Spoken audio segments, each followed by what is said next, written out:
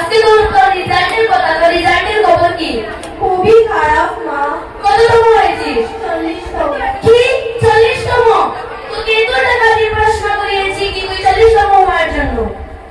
জয়া কততম হয়েছে? 2য়তম। জয়ার পা দাও, পানি খাও।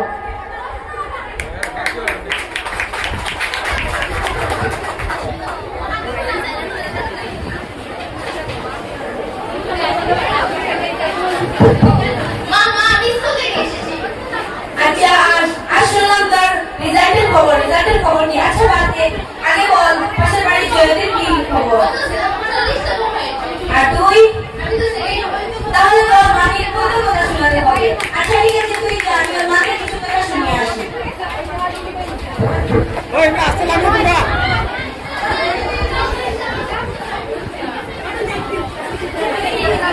পাশের বাড়ির ভাবি তো তোর কথা শোনাতে আসে। ভাবি ভাবি আসবো? হ্যাঁ আসো। বসো ভাবি। আচ্ছা ঠিক আছে বসলাম। আচ্ছা শুনলাম আজকে আপনার মেয়ের নাকি রেজাল্ট দিয়েছে। হ্যাঁ ভাবি আর বলো না, রেজাল্ট তো দিয়েছে। কততম হয়েছে? 40তম হয়েছে মেয়েটা। ও তাহলে তো আপনার মেয়ে থেকে আমার মেয়ে কত ভালো, কারণ আমার মেয়ে 2য়তম হয়েছে। হ্যাঁ ভাবি পরিবারের সিচুয়েশনটাও বুঝে না, মেয়েটাকে কত কষ্ট করে পড়াশোনা করে করাচ্ছি, 2টা টিউশনে করাচ্ছি, তারপরে কি করে কেউ ফেল হয় জানি না। তোমার মেয়ে তো 2য়তম হয়েছে না, আমার মেয়ে তো 7-8টা খুঁজে খুঁজে পায়। তুমি তো 2টা করাচ্ছ, তাহলে কেন হবে না?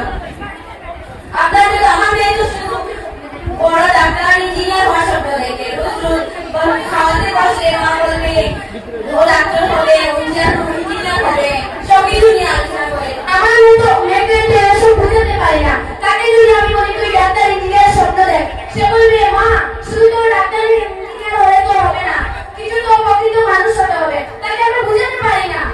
না না না আমার মেয়ে তো খুবই বলে বলে পড়াশোনা করে তো বড় মানুষ না হলে।